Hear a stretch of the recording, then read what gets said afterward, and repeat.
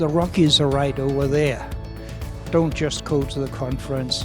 Go and see the Rocky Mountain National Park. Go hiking up at Bear Lake or something. Don't do what I did, which is just to come for the conference. Go and see the area.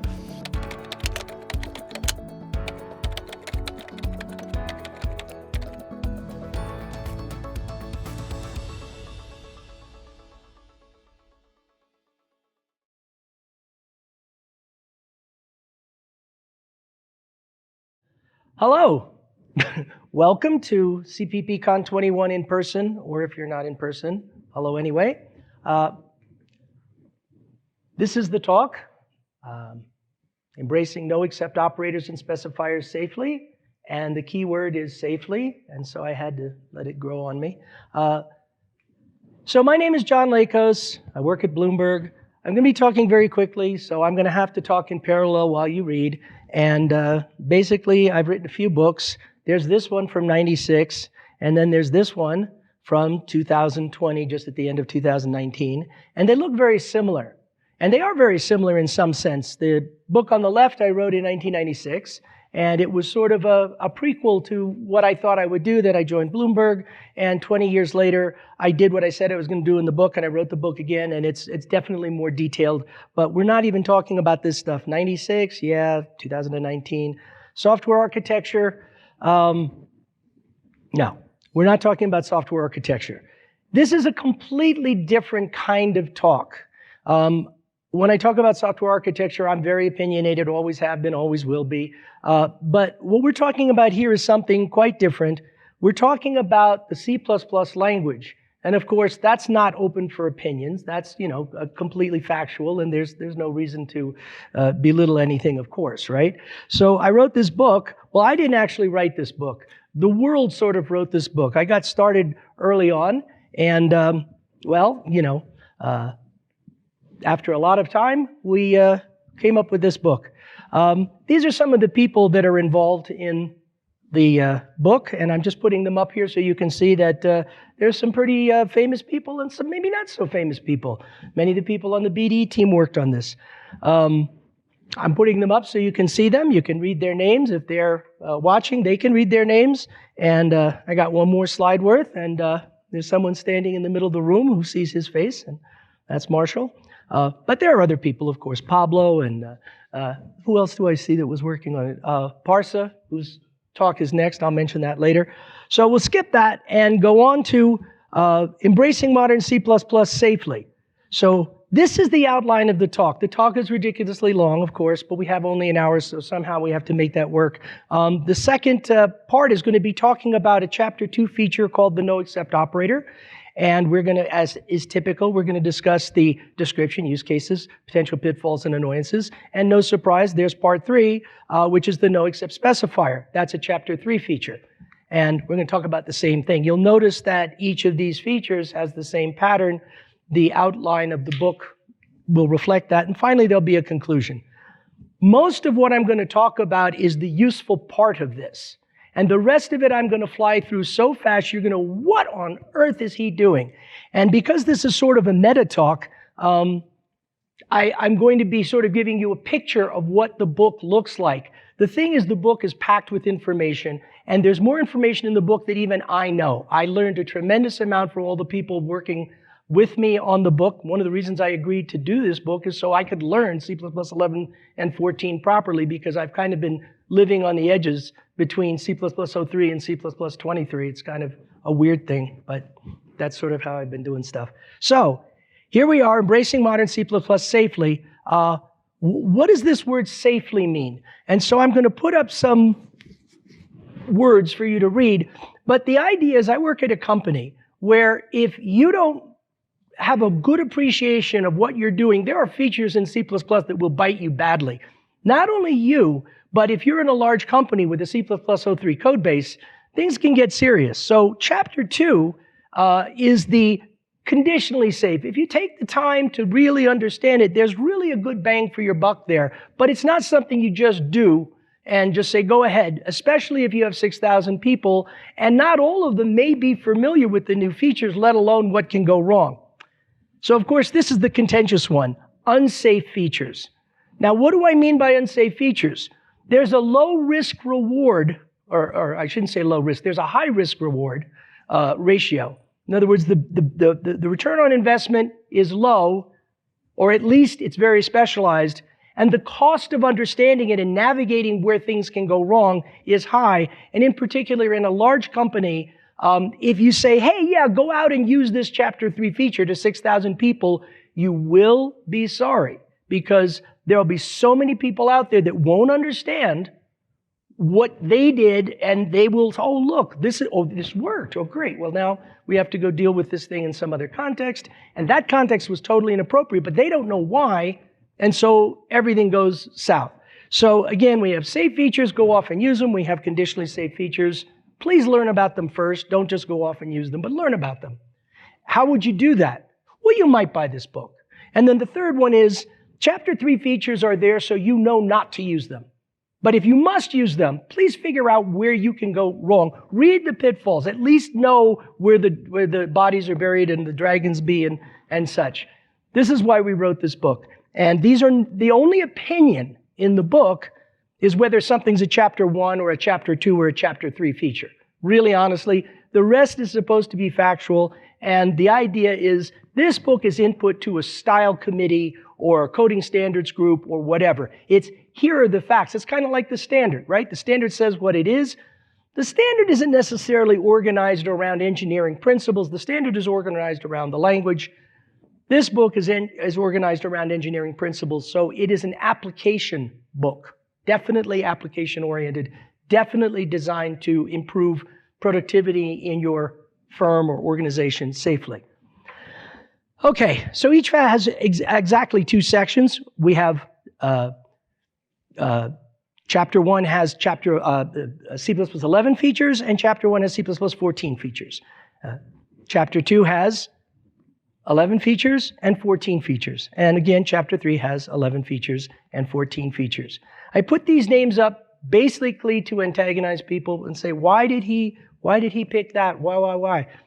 Well, I can't promise you that some of the Chapter 2 features aren't really Chapter 3 features, but I'm pretty sure that there are no Chapter 3 features that really should be Chapter 1 features. I can probably guarantee that. So I don't know if they would move around, but right now this is our best guess, and it's not cast in stone, but it gives you an idea. So if somebody comes to you with a great idea and it involves a lot of Chapter 3 features, you might want to push back a little. Anyway, each feature has the same format, has a short title, a long title, controlling sentence. It has a description, has use cases, has potential pitfalls, and has annoyances. Every single feature is like that. So with that said, we're going to bust into the noexcept operator. I did not pick these features because I know a lot about them. I picked these features because I learned a lot about them. And so I wanted to share with you what I learned. I mean, I had an idea, and I certainly have some architectural opinions, but I'm going to try to give you a taste of what it looks like to flip through the book. And I do mean flip through the book because we're going to go ridiculously quickly. So short title, noexcept operator. Long title, asking an exception cannot throw. It's trying to give you an idea in the table of contents of what's going on. Here's the controlling sentence. You can read it. This sentence is what you would read if you wanted to say, well, what does it do? Do I care? Is this something that might benefit me? Every single feature has a controlling sentence. If you're ever trying to write a paper or do something interesting, to explain something to somebody, I cannot emphasize enough how important it is. Come up with one sentence that says exactly what you want to say. Your life will be better. Say it in the beginning, say it at the end in different words. And then fill in the gap in the middle, right? That's the way to write. At least that's the way I've been writing. All right, so now we're going to look at description. So what is the noexcept operator?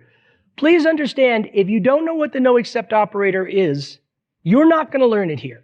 This is just going to give you an idea of how dense the information can be and how quickly I can talk. So let's just take a look. The primary purpose, improve algorithmic performance in generic code. This is what it's there for. Any other idea that you might have, I have no idea, because this is what it's there for. It was designed for that, it's written there. In particular, we're trying to make move operations big O faster, qualitatively faster. I mean, absolutely big deal. This is great. We need this. There's no question we need it. Okay. The noexcept operator provides precisely what we need at compile time. So here's an abstract illustration. I have some run algorithm.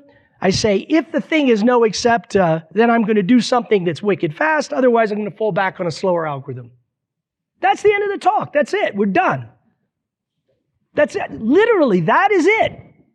Any questions? Seriously, yes. Okay, first of all, this is 11 and 14, number one. And I know there's const expert there. This is an 11 feature, so const expert 14 is the one that's interesting. It's a good question. And the third one is, the purpose of this book is to let somebody who knows C++ 9803 really well, super well, like CTO well, and yet not have to know every other feature in C++ 11 or 14 in order to learn a feature in C++ 11 or 14. So specifically, we, on each feature, especially in the description, we're not going to talk about other features as much as it's going to pain you. The description is going to be just about, like Superman, when Superman comes into the real world, right? You don't talk about the other superheroes. Talk about Superman. You have one crazy thing going on at a time. Does that make sense? But it's a great question, and thank you, and you get a beer later. All right. So there's noexcept operator is deliberately conservative, and what that means is it's going to act in a way that says, unless it's really, really, really not going to throw, I'm going to say it is going to throw. So if you look at these things, you can see these things might not be intuitive, but even no matter what, even if you look at that and say, gee, I know that's not going to throw, no matter what, still it won't do it. So I just want you to take a look at these and see if they give you any intuition as to what the case is. Now, it turns out that some things don't exactly work the way they're supposed to in an unevaluated context. And so I put this little paper in there just to give you an idea that we actually went and looked at all the compilers and found out what the real truth is. And I just want to mention right now that I used to think that compilers were pretty good. They really are. They're pretty good. If you've got a C compiler and you for some reason, the program doesn't work, it's not a compiler bug. It's just not. But that's if you're writing normal code. But if you're writing weird code, if you're trying to find out what the corners of the language are, it is a compiler bug. It really is. It's more likely that it's a compiler bug than that you got it wrong if you've got a test driver and you've been checking along. This is my experience. So just because something doesn't work the way you think it does, doesn't mean in the corner cases that the compiler got it right. And surprisingly, even worse, over the course of time between C++ 11 and 20, things that you knew changed. Things that were very subtle changed in really bizarre ways and for good reasons. And it's, Dave Abraham's a very important person in this talk because he is largely responsible for why I'm here right now. In terms of, you're giving away the whole thing.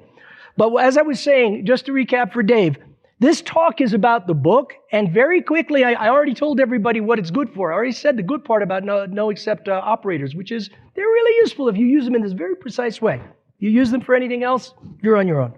So,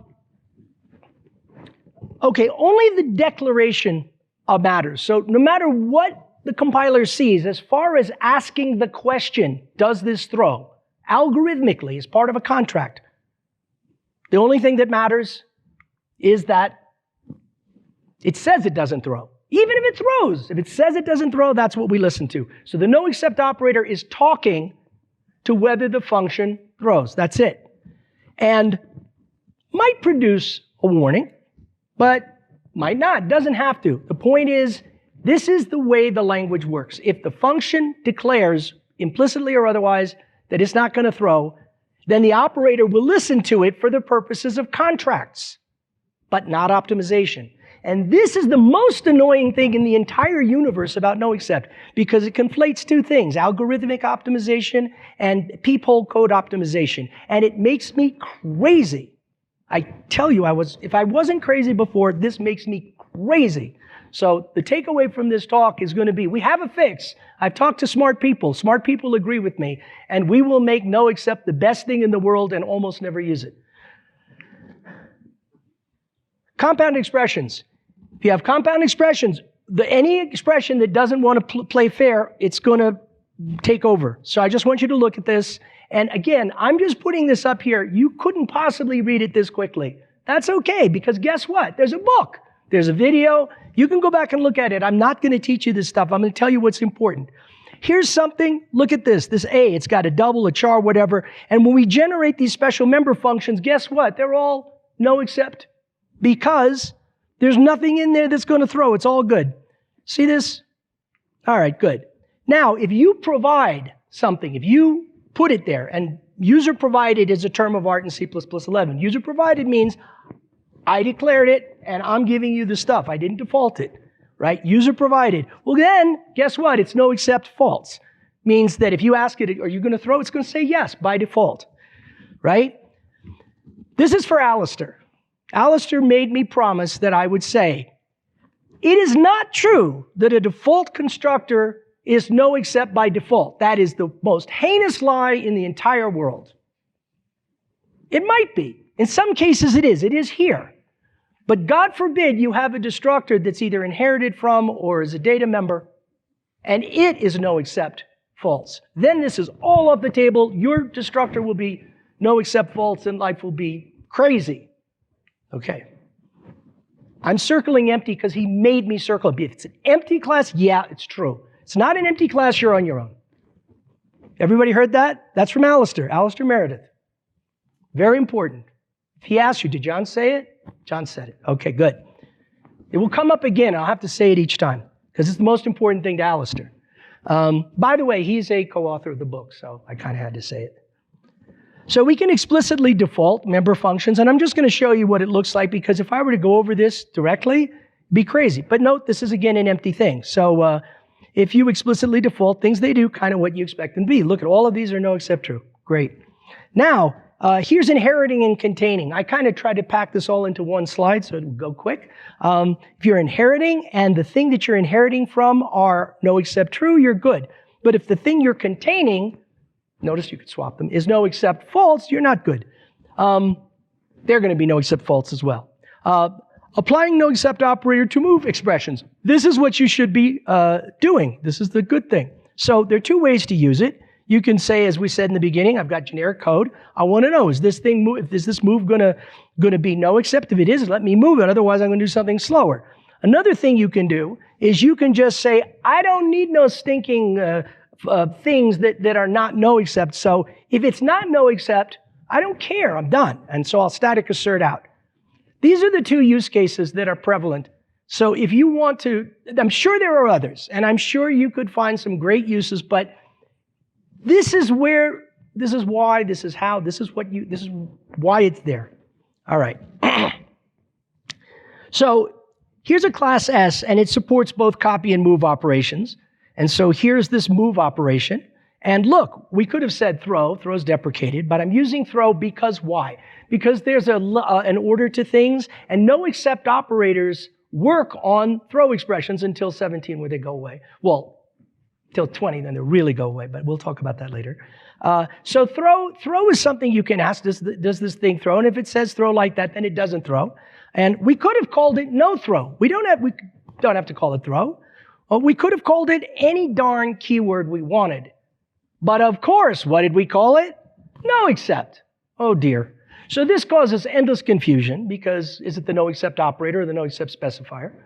All right. So this is a function that passes an object by constref, L-value reference. This is a function that passes it by R-value reference. And so we can just look into this. And this is a little review of R-value references, and I'm going to talk about it more here. So we have this test function. Here, the compiler requests a move automatically because it's a PR value, and the same for this. And here we have a global variable, and you notice the compiler is not going to try to move that automatically. Does everybody know why? And if you don't, this is not the right place to answer it. But the thing is, it is an L value, and we don't move L values. So there's a quiz. Does this move? Yes or no?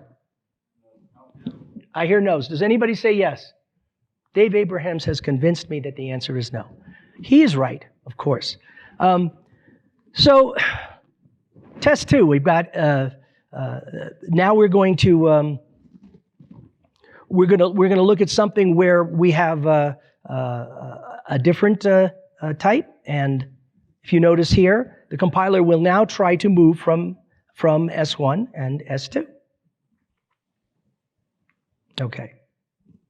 So here we have something that has a copy but not a move operation. So for example, we have C here, and now we try to move from it, and notice it does a copy.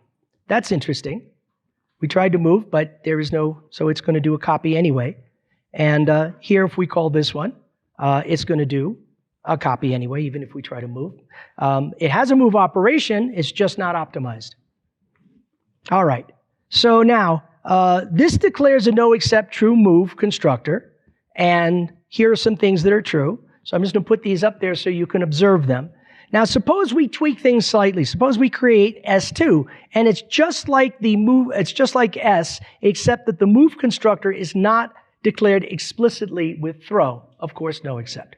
And the answer is, right? It is not noexcept. Right? So the move is not, it's not going to happen. Whereas if we take C2 and we explicitly declare the copy to be no throw, well, in that case, we can actually, it will actually come across as being noexcept when you try to do the copy operation. This is a kind of subtle thing. You don't need to have a move operation if your copy operation is no throw. And then there's some weird corner cases where you don't have a copy and you have a, but yeah. So have to put this in as of C++20, things change, and 17 and 20. So what happens is the throw goes away, and what we wind up with is this noexcept thing. Noexcept is a Chapter 3 feature. Chapter 3 features are not necessarily bad unless you use them in the wrong way. So we're going to look at use cases. This is the big part of the talk, and I'll probably use up the rest of my time almost on use cases for the noexcept operator. When I say that is the lion's share of the talk. See what I can do. So the primary use case is pushback, and the standard makes this statement that there's the strong exception safety guarantee, and move operations can be significantly faster. We know that, and copy operations are typically not declared no throw in C++03. The rule of zero is how we got to here, so we have this kind of interesting combination and conflation of rules and things and heuristics that make things work. And unfortunately, many C++03 objects don't follow the rule of zero, i.e. they actually do something rather than just sort of the default kind of stuff. And so in those cases, we have to do some work. I did want to point out that we've commissioned Pablo to do a paper on the research he did a couple of years ago. I want to say that use of move in something like std vector or whatever is perfectly reasonable because the same memory pool is being used. So if you have a local allocator and you're doing something like insert from the local pool or whatever, there's no problem with moving around in a local pool. The problem is when you're using move and you're going across memory pools, then you have a problem. Or you don't have a memory pool and you're just diffusing throughout all of memory. So, but that's another issue. I just want to point out that move is an interesting beast. It's not always good. But again, another thing. What's the strong guarantee? Basically, if an exception is thrown, your state doesn't change. In the case of std vector, not only does the value not change, but none of the state changes. So that's a particular thing, and for that, this is true for vector insert, it's true for pushback. If you append to the end of an std vector, you can be assured that it will either get appended or you'll have what you had before. That's a rule that somebody decided was a really good idea after looking at the C++98 implementation and said, yeah, let's do that. Oops. If they hadn't said that, I wouldn't be standing here today. All right. So create this pedagogically fussy object, and I'm not really going to go through the details. I'm just going to say that it counts, and when it gets to its third copy, it's going to throw. And you can just read it right there. That's what it does. I'm not going to go over it because I have nowhere near enough time, but just trust me that it does that. Now, we're going to write a test driver. I love test drivers. And so here's a main function. Look, we're going to create these things. We're going to reserve some space so that we don't have to fuss around. We're gonna make sure that things are what we expect them to be after we push two elements on. And yes, in fact, we're asserting that the IDs are 1 and 2 and that the capacity is 2. And then we're gonna do the third pushback, and this is a throwing element. We're gonna do a try, and we expect that not to happen. What we really expect is that we're gonna catch that this thing tried to do the third time, and we're gonna assert all the things we expect. Now, that's kind of hard to pick up, right? I mean, So what I decided to do is, I'm getting ahead of myself. Here's the vector that we're going to try to create. So typical vector, right? You've got the 3 data members, the data thing, the capacity, and the size. You've got a public constructor that creates an empty, default constructor that creates something that's empty. And we're going to have a pushback, and we're going to look into how we would implement pushback both in C++03 and in C++11. And so that's the use case. That is the use case. And we're going to put a little reserve in there too. And we're going to have a swap. And swap is the other thing. Swap is something that we really would make algorithmic decisions on. And so if swap doesn't throw, and we really mean it doesn't throw, it's never going to throw, no way is it going to throw, then we probably do want to use noexcept, even though it's a chapter 3 feature and we'll hate ourselves in the morning. We'll probably want to do that. Okay. So I put this in because I've been working all week and I didn't know if I'd have time to get to this. But a couple of hours ago, I found a couple of hours. So here we go. So here's the, basically I'm just going to go through what happens when you run that test driver. I will tell you though that I changed it from 3 throws to 4 throws, and I'm not reserving space so that I can actually do more work because I had plenty of time. I had like 2 hours. So I literally drew this into, I don't know how I did it, and it's not perfect. I'm going to fix it on the next iteration, but it is what it is. So here we've created an element. And then we say, okay, I'm going to create a vector, and that's what a vector looks like, right? Null, null, and null, 0, 0, null. And then now we're going to push back, and what happens? We create a temporary vector, and we create room for it, and then we allocate an element, and lo and behold, we made a copy, right? We've copied S into the vector, and now we're going to do a swap. And look what happens. Yay! Now we're going to push back the second day. Does this make sense? This is important. You actually need to understand this, because if this doesn't make sense, there is no reason to use noexcept. Just forget about it. It's good? Okay, we're going to try this one. Now we have no room, so we're going to create a second one. And look, we're going to create space for 2. And we're going to copy that one over. And then we're going to copy in the new one. That's 3 copies. It's like your lives are going. What? This is giving a mental model for how it works in C++03, and then in C++, what? It isn't. No, I mean, there's no exponential growth there. It's not exponential yet because it goes 1, 2, 4. Okay. Okay. All right. So we do a swap, and here we are. Now we get the third one, and so, as promised, quote 4. And now we allocate we construct the thing, and I'm modeling the thing that throws as allocating memory. So this is the 4th copy, and boom, it throws. So this is where the strong guarantee comes in. You notice that the original thing didn't change at all, so that just goes away. Cool, right? So nothing changed. But the problem is we had to make a lot of copies along the way. And the goal of the noexcept operator is to avoid that. So here's our vector pushback, and I'm going to just implement it in front of you. And the first thing we're going to do is if there's enough room, we just put it there. And if something goes wrong, we're good, right? You understand that you try to insert it. It doesn't do it, it doesn't do it. No problem, no foul. There's nothing we have to worry about. And I'm just going to show you what it looks like, and the little may throws tell you what might happen, and that's it.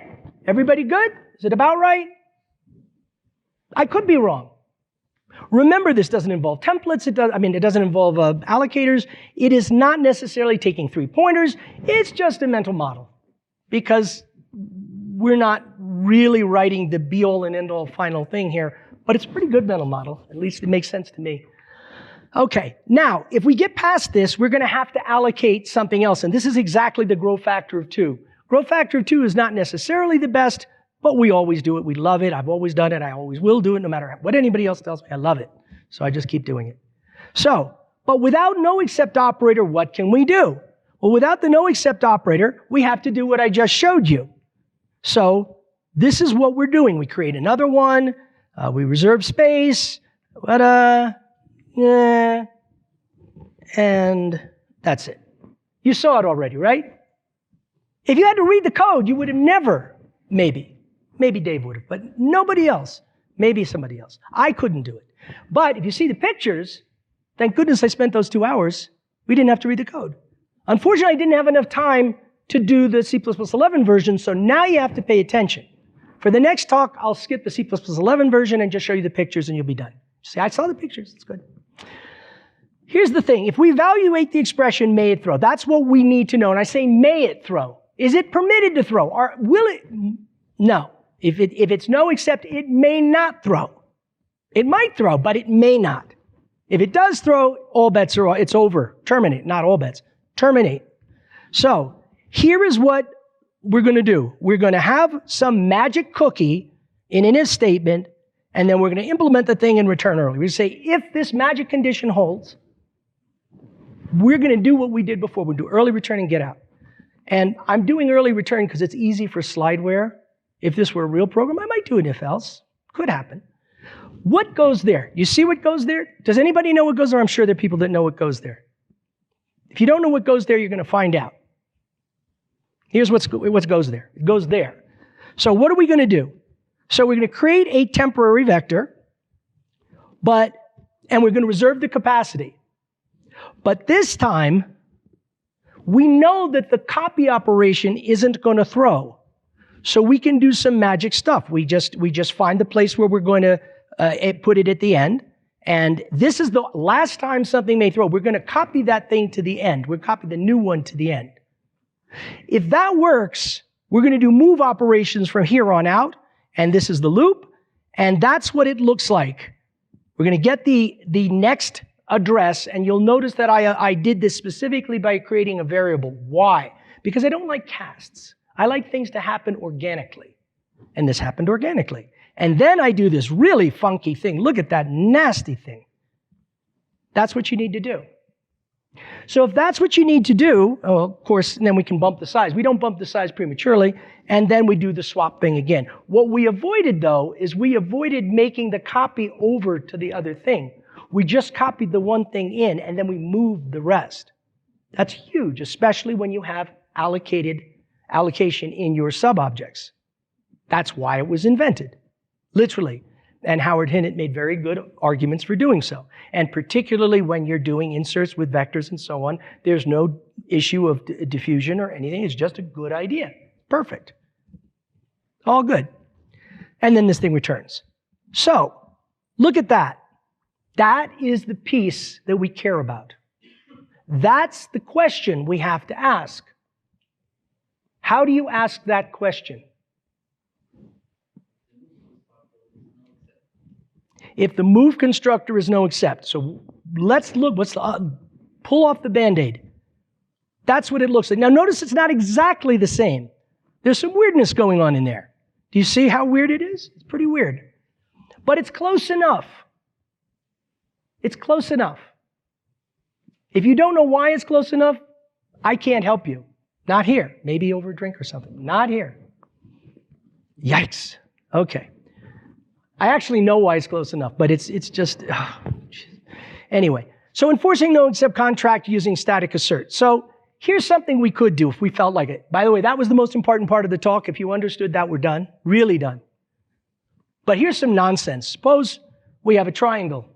Something could happen with a theta. And we say, you know what? I think I want to write the sine function. Yeah, that sounds good. I want to do it generically.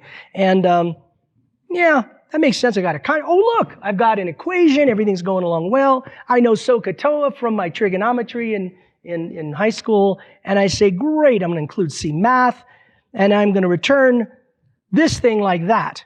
It's all good. So what else do I need to do? Well, I want to enforce the contract. Well, what's the contract?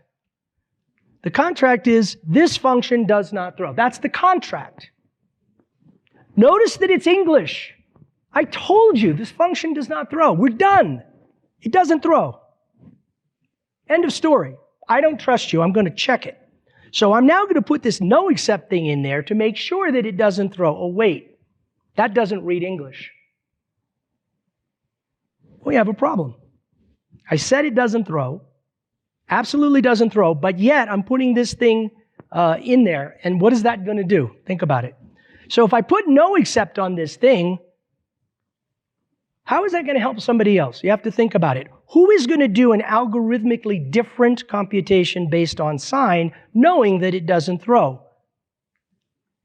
Why do you do this? You must have a reason. Everybody's quiet. Okay. Note that a valid t that is not sufficiently decorated with noexcept will be rejected. Oh my. So what we just said is basically put noexcept on everything. Everything. Everything gets noexcept. Great. That's why it's a chapter 3 feature. Because if everybody puts things on noexcept, you just wait till we get to chapter 3. This is nonsense. Don't do this, please. And now in the book, we don't say it's nonsense. We just give you all the reasons and you can figure out that it's nonsense. All right. Standard containers have no choice. Because of C++ legacy code, they have to give the strong guarantee, and they have to support types that might throw. It's tough to be in the standards committee when you have an overconstrained problem. Why is it overconstrained? Because we gave the strong guarantee back in the day, because we could. Should we have? Absolutely not. That was a huge mistake. Overpromising on a contract is one of the worst things you can do. I promise. This is something I know about. Not noexcept, but. Non-standard containers, they don't have to do either. Suppose we choose to provide the strong guarantee wherever it was before, but this time we don't want to support no stinking stupid move objects that aren't, noexcept. So we say, all right, fine. Because it is okay to put noexcept on a move operator. That really is, and a swap, yeah. And that's it. Done. Done and done. So we include directives. Now you'll notice that I got desperate because I have to repeat the entire example again. So what I did is I stepped up a level of abstraction. The important one is the one I just skipped over. Require T has a no-throw move constructor. You notice that static assert? That static assert applies no matter where you put it in the program. This will not compile. It'll be ill-formed unless that happens. And so now we can just either say it either fits or we know that it's movable. We just threw out the copied one. We just threw out that algorithm. It's gone. So we just kept it fits, or we used the C++ 11 version. That's the 5th one. We threw out the other. Does this make sense? You don't have to read the code. You know what the code says. I'm just giving you another taste of it. If you really want to read it in the book. It's there. Ugh. All right. Other use cases. Implementing standard move if noexcept, and implementing vector pushback. There is no way in the world that I even had the time to understand what these things do, let alone present them to you. But they're there in the book, well explained. Alistair's awesome. And please, it's really educational. And if you go to the noexcept operator, you will learn a lot about C++ applications and using noexcept operator. That's for sure. I did. Okay, moving along. Pitfalls. What pitfalls? Okay. The operator is a little bit cranky. Noexcept operator considers the entire expression. This is really scary. It looks into things you have no idea. It's like really, if you have not been bitten by this, you're in for a treat. Okay. So notice there's a red and a yellow one. The red one is a chapter 3 noexcept, and the yellow one is a chapter 2 noexcept. But everybody's familiar with this kind of stuff, right? No problem at all. And so we'll talk about that later. So this is really bad. If this looks good to you, first it assumes that there's an accessible default constructor. Who said? Second of all, what about the destructor? If you look at that expression, the destructor will be called at the end of that expression, right? So this is just a mess. How do we fix it? If I had time, my clock stopped working. That's not fair. So I got 35 minutes? I'm going to have to slow down. 20 minutes? Oh, then I can speed up. Whew. All right, 20 minutes it is. So let's try to fix this. The first thing we can do is we can observe that there's something called decoval. Oh, I didn't know there was a decoval, but there is a decoval. And what does a decoval do? If you use it in a case where you don't really need a value, you just needed to know kind of a little bit about it, this is your friend here. So if you use it in anything like decal type, a noexcept or size of, it's good to go. Anywhere else, it's ill-formed.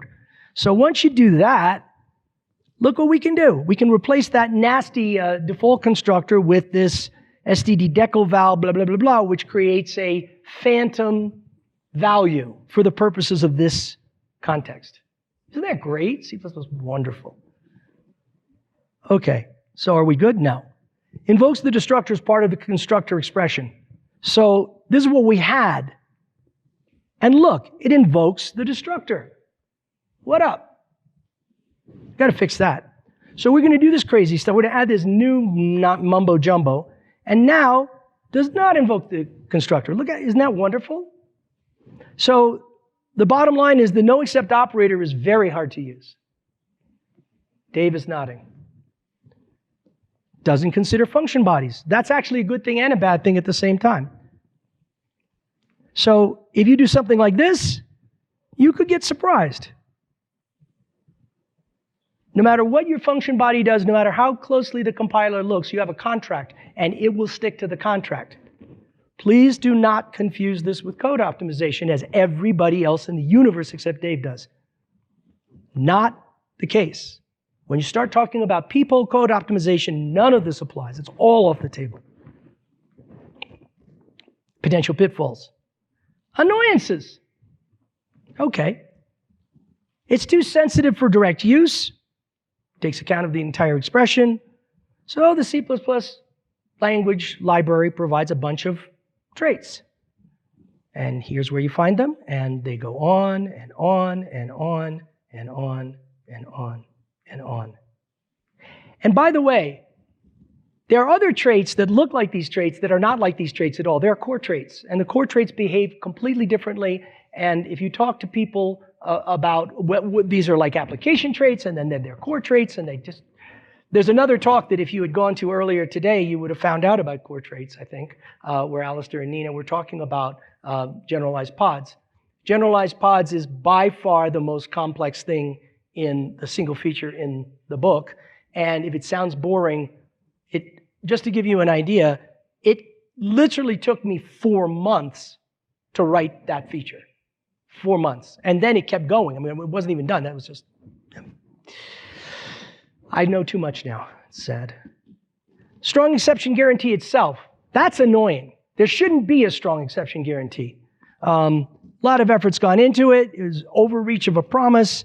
The recovery path doesn't typically benefit because if you have some sort of thing go wrong, pretty much you're going to recreate the entire thing, including all the objects that had the strong guarantee to begin with. You can always use the copy swap idiom outside if you need it. And if you really had to in that one special case where this was exactly what you needed, and I do mean this, and I don't mean this for allocators or anything else, write it yourself.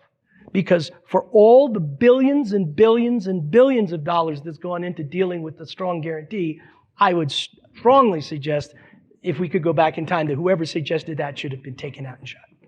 Good for you. You still believe in it. All right. Hey. Okay. Okay, maybe you could have made it better, but you agree where we are right now is not a good place. Okay, good. I'm not saying that there isn't another future that's better that has a strong guarantee in it. Maybe it's kept in a lockbox, outside Funkenwagnall's back shelf or something. I don't know. Anyway, so here's C++03. This is an interesting difference between C++03 and C++11. I don't know if you guys know about this. I'm almost certain you don't unless you're Marshall or David or somebody who like dabbles in this stuff. But if you look at this, here's an interesting program that pushes back something and then reserves 9 and then pushes back again. Look what happened when it did the next pushback. Because it resized, the copy constructor just forgot about the extra capacity. Isn't that nasty? But that's how things worked. Now in C++11, that's not how things work. So it changed. The change is probably a good thing. However, it's a change. Did you know that? Just little subtle things. This is not true of std vector, and the reason for that is copy on write was abolished at the same time. So in C++11, we got a nice confluence of things. But if you're relying on the capacity of an element of a vector, beware. All right. I've got destructors only are noexcept by default. Alistair almost had a conniption when he saw this. Destructors are not noexcept by default unless they are. Okay. So these are all true facts. If you decide to violate the prime directive, it could bleed into other classes and awful things will happen. Now it turns out that compilers invade the bodies of noexcept const expr functions, and so at least older ones do. And I'm just going to show this so you get an idea that if you happen to have a const expr and it knows that it just really knows that the thing is the opposite, some compilers will just say, "Oh yeah, I can see that it's this," and they'll do whatever. So I just want you to see, for example, if in this case where we have bool e and says if e throws runtime error, right? So that function, right, is a throwing function. It says it's a throwing function, right? And it throws. And then if we say noexcept false, what happens? If noexcept false, then the return 0. So the compiler can look at that and go, I can see at compile time it doesn't throw. Maybe I should just... No, it's not allowed to. The thing was underspecified. So this is the way it must be. And I'm just showing you this is what must be, it's required to be, and older compilers don't necessarily do it. So be warned. All right. That was the last one. Have you seen enough of this? This is just torture. All right. We are now moving on to Chapter 3 feature. Oh, God, this is painful. I wrote all of this last night because I spent all the rest of my 3 weeks that I had since I finished the book writing the Chapter 2 feature. As you can tell, there's a little... So this is going to suck. Just be warned. There's a reason why I didn't put as much time into the Chapter 3 feature. Any idea why?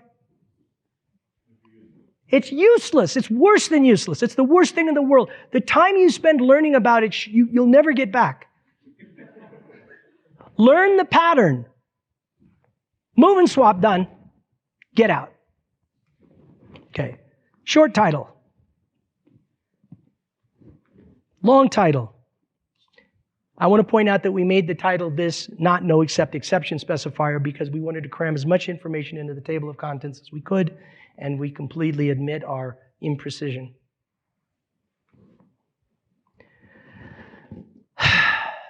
This is used to explicitly state or override the exception behavior of a function. Hopefully it's a move or a swap function. Now, the book doesn't say this, but this isn't the book. So I get to tell you that, okay. Description, primary purpose.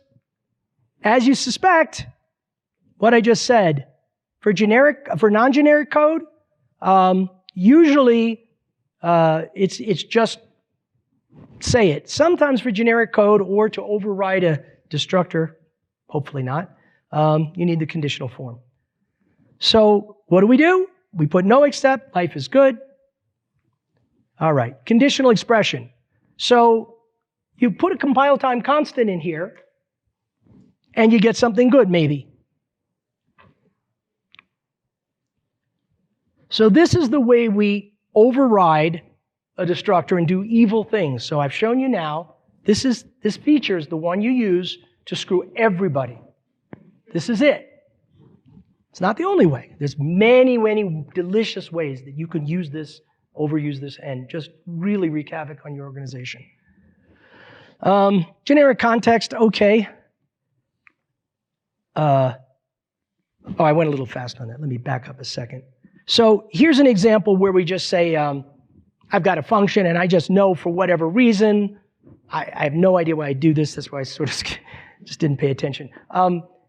I decided that I know that this thing will fit for sure. It'll fit in 1024, but if I need to allocate some memory, maybe it won't fit. So I'm just guaranteed that that's going to work. Great. So here's another one.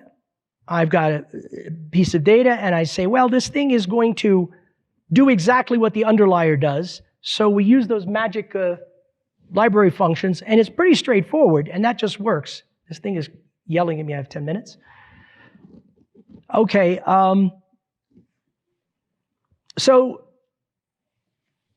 we're going to talk about what happens when you have this, seems like a tick or whatever, where you say no except twice. I mean, it seems very weird, but this is the canonical use of no except, to my great distress. And I won't have time to talk about as much as I hate it later, so I'm going to talk about it now. Look at the repetitive nature of this. In order to make this work, you got to do this kind of stuff. Who knew?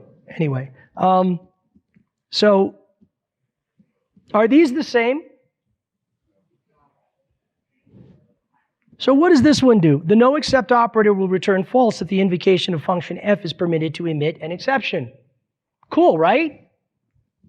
If the const expr function f is invoked at compile time and the result is implicitly contextually converted to bool.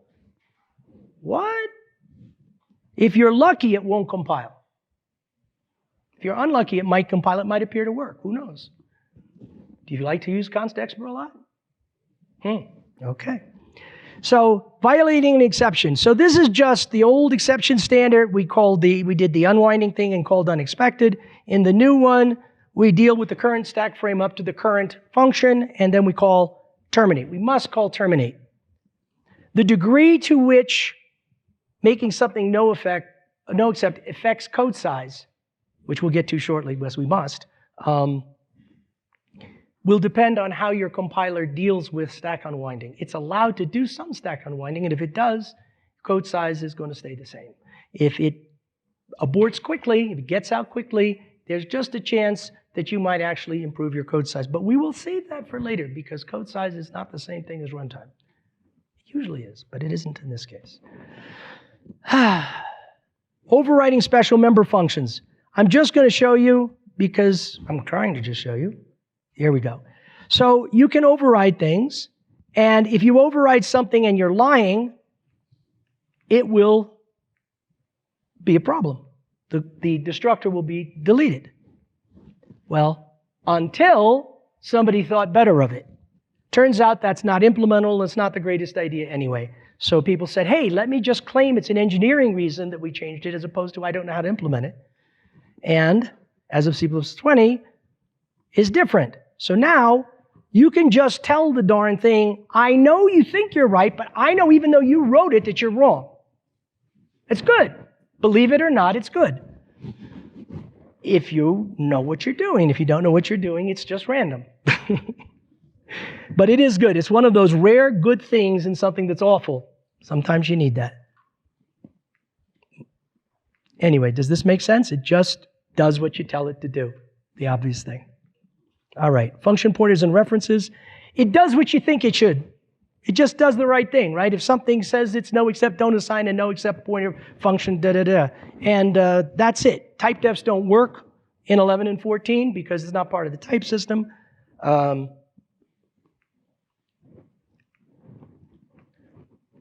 And you can do the obvious stuff here. Pointers and functions, and pointers to pointers work similarly. Nothing exciting here, right? This is just, right.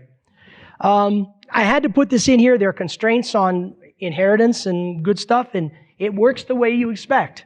So with noexcept, it also works the way you expect. Does everybody know what to expect, right? The thing that derives from satisfies, the whole thing about narrow and wider contracts. It's awful, but that's what it does. Apply to defaulted functions as well. This is the summary in the bottom. In short, a virtual function can throw only a subset of what can be thrown in each base class. Okay, can be annoying. All right, this is where you can do great evil. I won't dwell on it. I have very little time left. We'll move on to use cases. What's the use case? We already know the use case. Better algorithms. Reduced object code size. Better runtime optimized object code. So this is good. Very low cost, very high reward. Not so with this. This is misguided. Deeply misguided.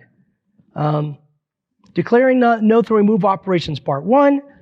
Since I'm short on time, I'm just going to show you. Here's a string. You would use noexcept. Here is a generic type, and you would use noexcept just in the same way we've seen. Looks like this. Won't dwell on it. Declaring noexcept swap makes sense. This is a good thing to do, especially if there's no such thing as a no resource allocated state. Then there's some interesting things you can do with swap that you can't do with move, but I will not go into it because I'd have to think about it. We could, suppose we have some situation where we know, we don't care that the thing might throw. We want to actually wrap it in a way that we lie to the compiler. It's not going to trust me, make it fast. And if it does throw, I don't care. That's what that new change did for us. If you look at this, what this does is it just shows a wrapper that overrides what the compiler thinks the noexcept is. And prior to C++20, you have to implement those two guys yourself. After C++20, or if you're got a DR compiler, you can just default it. So this is this is cute. It's not wrong. It's an engineering decision. Reducing object code size. Less code runs faster, right?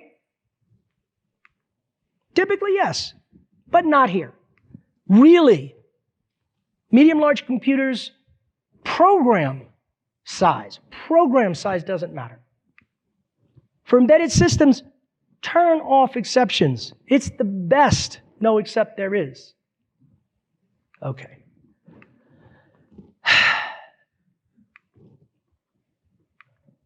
So I'm going to show you this here. We have a struct, and I'm showing you the mechanism by which code size gets removed. Code gets reduced. And what happens is if you have an expression that can throw after an automatic variable is created, that has a non-trivial destructor. You're all good. Then, see, the first one, no, but the second one, yes, and the third one even more so. So I'm just going to race through this and show you what happens if you move things around. You say it's noexcept. Okay, that's good. Now we make them both noexcept. That's good. Now here's the crazy. You make that one not noexcept, and you make the FF noexcept, and what? It's even more expensive. Read the book. It's very clear. Really very clear. If the compiler could see the body, it would do the right thing. It would optimize the code perfectly. Wouldn't have to worry about this nonsense at all. But it can't see, if it can't see the body, meaning it's in some other translation unit, you're all done.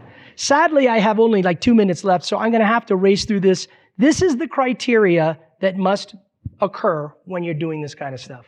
I mean, this is what must happen in order for it to work. There's a tiny benchmark, and I'm just going to put it up so you can see it. And what this is saying is there's one special case at the bottom that saves you a lot, and you can see the rest of them are kind of miserably small. But I don't want to dwell on that. So we have pitfalls, and the biggest pitfall is the overly strong guarantee. And sadly, I'm almost out of time, so I'm going to put this up as quickly as I can. You probably have heard of contracts. Contracts are great, but they're in English and they're for people. We don't want to conflate the two. The strong guarantee is an example of an overreaching contracts. If we don't define all of our behavior, we keep our options open to some degree. And there's a talk right after this that you should go to talk about contracts. This is an example. If you put in the big O bound, you're bound by it. noexcept is another kind of thing that can do that for you, sadly. Conflating noexcept with no-fail, I'm going to skip that because that's something you can just not do if you choose to. Here's some other pitfalls. And unrealizable performance benefits. It is just simply a fact that the no exception model doesn't bring in the code that would run unless you throw an exception. So this is a big one, and I have to go quickly, sadly. Here's some data. I'm going to put this up for just a second, and I need to get to the end. And no, I'm literally out of time, so I'm just going to race through the slides so that they're on the thing. I'm almost done anyway. So the solution to the problem, by the way, this is it, and this is the most important thing. If we had something named noexcept2 or anything else that was invisible to the noexcept operator, we would be golden. Because it would do all the things we want, it would go cross-translation, whatever, but we would not be making a contract with our client. So we could change it just like changing the optimization level of the compiler, and we would be good. There are other annoyances. I'm not going to talk about those, but I did want to get to the, and this isn't important. I'm just going to put it up. This is just exception constraints. We don't need these. We could do better. But again, I can't believe I got this close. Why does this have to be true? So the conclusion, this is the slow part. The conclusion's real quick. Here are the takeaways. This is what noexcept was invented for. This is what the noexcept operator does. This is what the noexcept specifier does. And that's it. The book, just going to say, here are the reasons you might want to read the book. And that's it.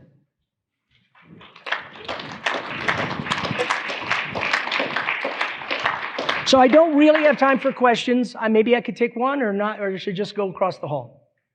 One. I can take one question. Who do I see? I don't see any questions. David. I have to repeat that. Dave says everything in this talk is his fault. According to this talk. Okay. But anyway, there is one feature you complained about that is not my fault. Okay. Which is the fact that noexcept terminates when violating. May I repeat? I know what you're saying. So Dave is going to properly say that he complained bitterly that when noexcept is violated, when you throw through a noexcept specifier, that it was demanded by the security people and everybody else. It must terminate. Otherwise, crazy nonsense will happen. I agree with David from a pure computer science point of view that I would really like it to be that it behaves very much like that attribute, right? It would be really nice if it did something like that. What you're saying is it adds no code, it adds no checking, it is completely free, right? You're not saying that. What are you saying? I'm saying Right, he was against it because it wouldn't add the overhead. No.